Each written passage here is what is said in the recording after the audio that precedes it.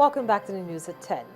More countries are still pledging assistance to President Muhammadu Buhari, and this time the Egyptian government has promised to collaborate with his administration, especially in the fight against Boko Haram.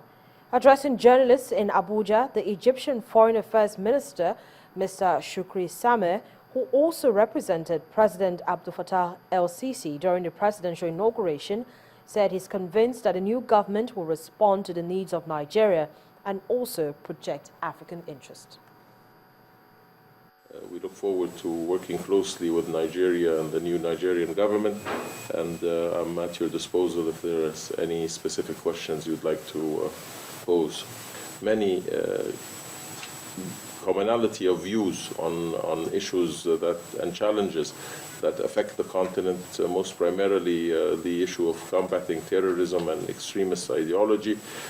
Nigeria faces Boko Haram, Egypt faces in Sinai Ansar Beit al-Maqdis and the Muslim Brotherhood, and our cooperation in dealing with this challenge is most important.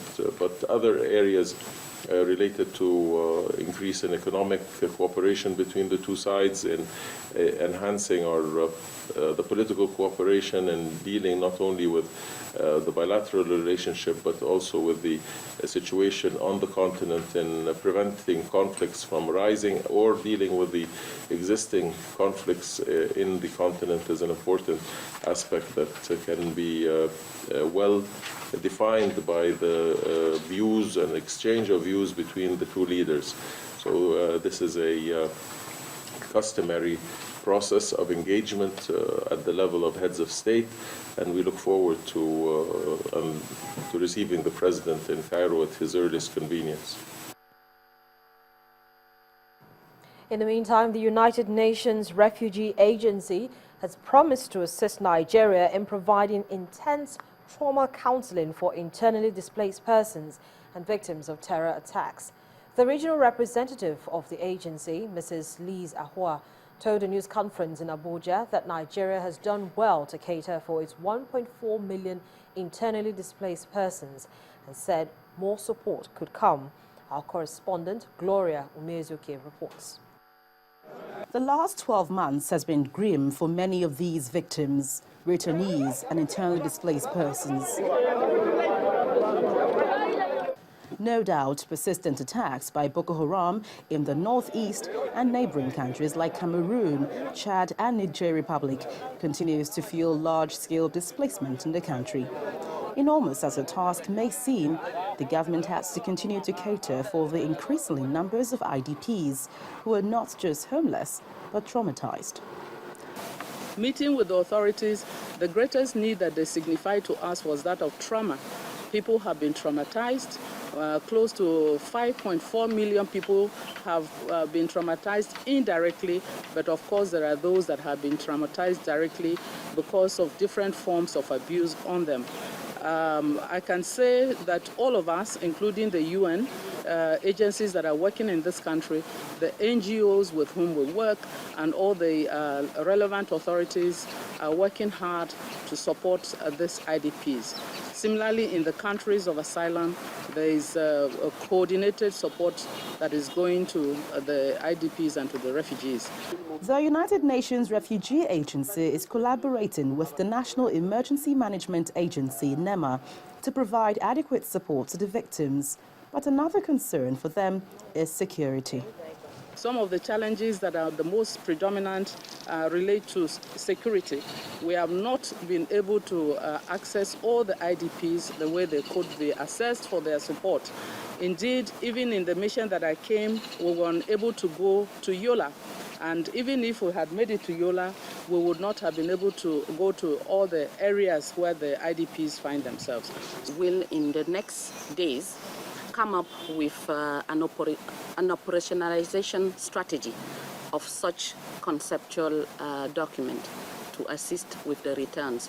But these people who have returned home in an effort spearheaded by the military and the National Emergency Management Agency, NEMA, have clearly one thing in mind, primarily how to fully integrate back into the society without fear of attacks or further starvation.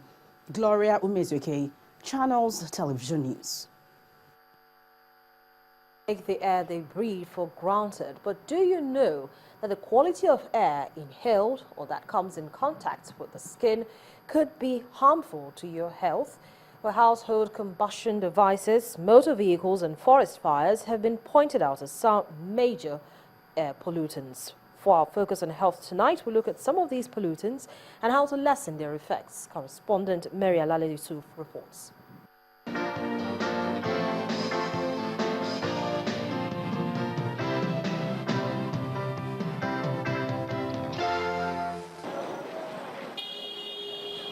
Everybody has to breathe to be alive, and the quality of air you breathe in has some impact on the state of your health. It just so happens that the air you get into your body through your skin can also affect your well-being. Air pollution is defined by the World Health Organization as contamination of the indoor or outdoor environment by any chemical, physical, or biological agent that modifies the natural characteristics of the atmosphere.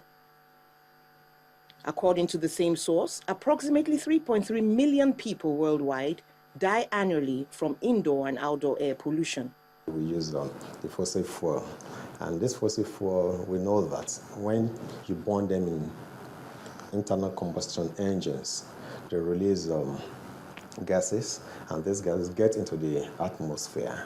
And when it gets into the atmosphere, then it stabilizes the equilibrium that is already set.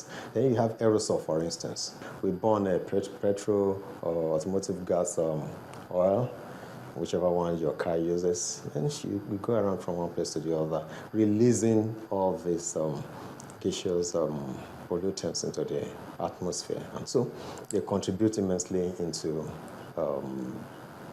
the concentration of those pollutants that we have in the atmosphere. There are other things that we do when we move around. There is the resuspension of soil. As is the case with many types of ailments, some people are more susceptible than others to impurities in the atmosphere. The symptoms are usually respiratory, but could affect organs other than the lungs. Well, the simpler things would be when you have irritation of the eye, and that could be readily seen by redness of the eye, itchy eyes, and watery eyes. And then you can take it down to people coughing, sneezing. They could have some skin reaction depending on what kind of pollution is around.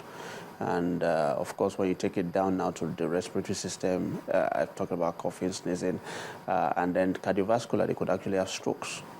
And ultimately, of course, people can die if pollution is that bad. And in fact, that's the aggravation you get with fire. Is that a lot of people actually die from inhalation, not because the fire burnt them first, and then lastly, I think more obviously lung cancers, but less obviously things even like bladder cancers have been linked to air pollution. Experts say effects of air pollution could be lessened in an area when rain falls, taking pollutants with it, or when breeze blows. But ultimately, what's lost to pollution cannot be regained, which underscores the urgent need to save what is left. The fuel that the bicycle will use is just your energy, your own energy, and it's going to help you as well to remain smart. Then the other thing they could do is they could still plant trees. That's how fast carbon sinks. Be able to absorb the carbon dioxide that we have in the atmosphere. For instance, those that have their own cars, some of them, the levels of the gauge of their tires, some people don't care about it because when the tire is properly gauged, it will move freely. Once it's moving freely, it will emit less. But when you have a system where the tire is just dragging, then you emit more. When you overload your vehicle, it produces more pollutants. We should work on urban transportation, proper mass transportation that is good and decent enough and that really covers everywhere to ensure that people actually pick on that option instead of driving their cars. That too is just general urban development, which is that we could actually ensure that roads are tarred and all that so we can reduce dust, for instance, around us. And of course, we need to regulate industries around, check out how much air pollution they contribute, to our systems around, and ensure. In fact, I wonder if we have actual monitoring systems for knowing what level of air pollution we have in our cities. And that we need to have. Those who would keep the air clean advise that safety gadgets provided in workplaces, like the mask and eye protection, should be used, and that cars should be serviced regularly to reduce harmful emissions. Mary Alale Yusuf, Channels Television News.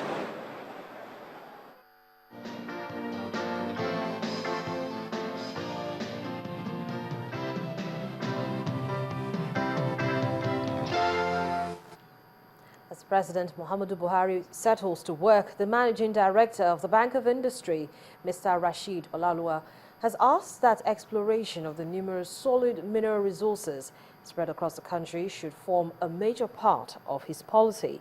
Mr. Olaoluwa told Channels Television that this strategy will facilitate job creation, one of the many tasks for the new administration. We have a lot of iron ore in the Kogi, Niger, Enugu State corridor of this country. But we have Alaja steel mill, which is, more or less moribund. We also have Ajakuta, which is moribund, and we also have the Alaja, which again was concession, but hasn't really been effective. So we need to also pay attention to solid minerals. And then in terms of the oil and gas, the major raw material for fertilizer, for petrochemicals is gas. Okay, now we have gas in abundantly. So can we not also take steps to ensure that we leverage on all these resource categories?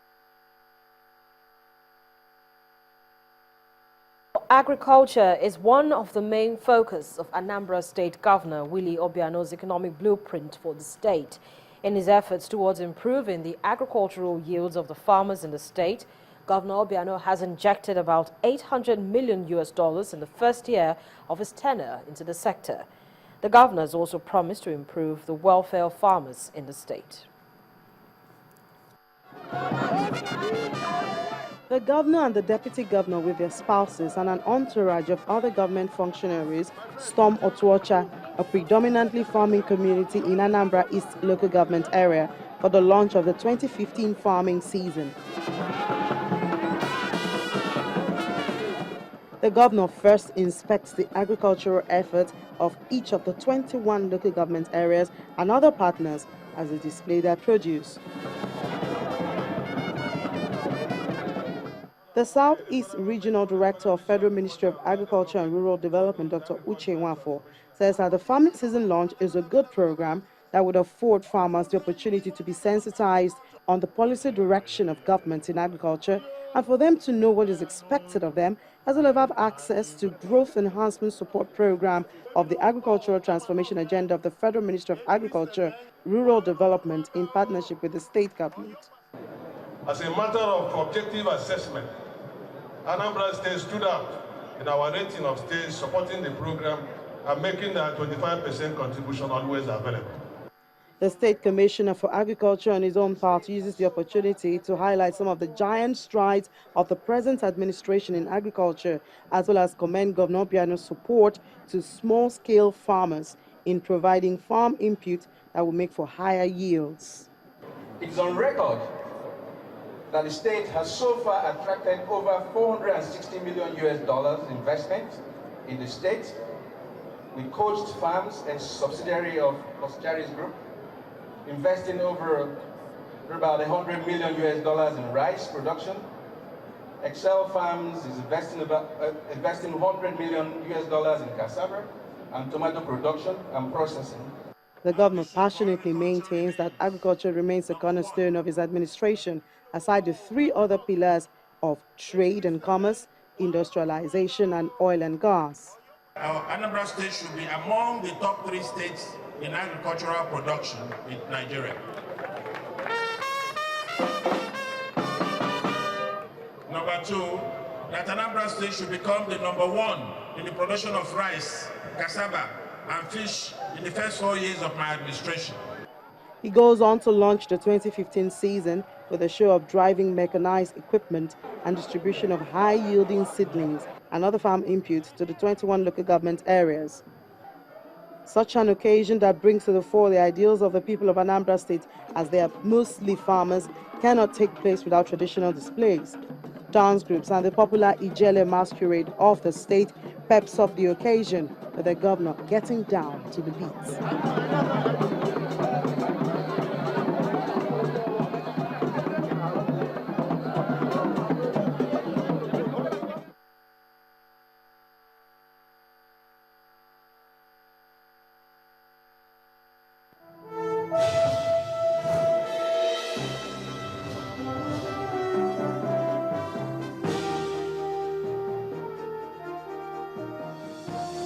Hello, welcome to Business News. As the nation's financial markets continue on Monday's activity, market watchers say that the debt market is expected to take a cue from policy changes under the new administration of President Muhammadu Buhari.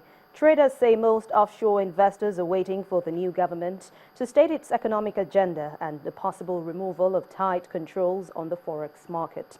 Analysts of Cordros Capital expect investors to trade cautiously as they anticipate policy changes with the president as he commences operations.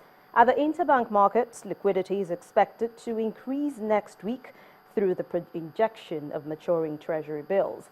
The analysts believe that rates could increase if the CBN decides to mop up liquidity via OMO auctions. They are also projecting that rates in the treasury bills market will expand next week as investors seek profit-taking. And at the bond market, yields are expected to trend lower as investors take advantage of the sell-off seen in the last 2 weeks. Well, it was a 4-day trading week at the Nigerian equities market as the federal government of Nigeria declared yesterday a public holiday to commemorate Democracy Day. However, the bulls overwhelmed the bears this week as the key broad index appreciated by 0.11% to end Thursday's session at 34,310.37 with a market capitalization of 11.65 trillion naira. Percentage-wise, Verna Products, Unity Bank and Total were the top 3 gainers for the week. On the flip side, May and Baker, ABC Transport, got the cold shoulder from investors as they merged the top 3 laggards. And when the stocks crossed the finish line, a turnover of 1.799 billion shares worth 22.105 billion naira were exchanged by investors in 17,337 deals. The Industrial Trust Fund says that it is ready to work with the administration of President Muhammadu Buhari in the area of industrial development. The Director General of the agency, Juliet Chukas Onyako, says the ITF has put in place a skills gap survey that will help address the unemployment rates in the country and improve the certification of more trainees under the platform. Chukas Onyako explains that the skills gap survey will help serve as a building block for the new administration to grow the industrial sector. And now Skybank PLC is taking business mentoring to the grassroots. At the business seminar organized for the bank for small and medium-scale enterprises in Lagos, the management of the bank explains that the initiative is to encourage the growth of businesses in Nigeria. The event is part of the corporate responsibility projects of Skybank PLC. Owners of small and medium-scale enterprises are here with top officials of Skybank. It's a business seminar on nurturing business for growth put together by the bank. The management says this initiative is to reduce unemployment in Nigeria through entrepreneurship. Everywhere in the world, SMEs are very major contributors to the national wealth, and we think we owe them a duty to nurture them to grow the more. And the more they grow, the more they do business with Skybank. But beyond that, it's part of our CSR policies to give back to the society. And one of the things we think we do is, if we support them to become better managers, better leaders in their respective businesses. From how to draw a business plan to the discipline of bookkeeping, these entrepreneurs are taken through the dynamics of business development. All revenue don't spend from the till. All the revenue you get, take it to the bank, take it to Skybank. Then have another account that is called Impress account. So if it is 500 naira, put it in that Impress account. That is where you will be taking money that you will be spending. Reason is that your revenue is not equal to your profit. There is revenue, there is cost of sales, there is administrative expenses in your simple profit and loss account. And the participating entrepreneurs expressed their gratitude to Skybank for this initiative. Today we were able to learn that some people can start small, but if they are focused before they know it, it will move higher. Their height will be appreciative. I'm into hospitality, and I want to say big thank you to Skybank for organizing this seminar. I've learned so much that will improve my business. With business mentoring programs like this one from Skybank and the pivotal role of SMEs in the nation's economy, the company may be taking the lead in growing Nigeria's economy. That's it on Business News for tonight. I'm Anne Nwawo. The rest of the news at 10 continues in a moment.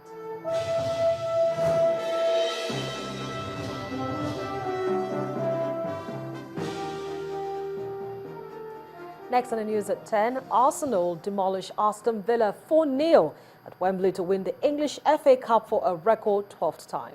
That's in a moment. Please stay with us.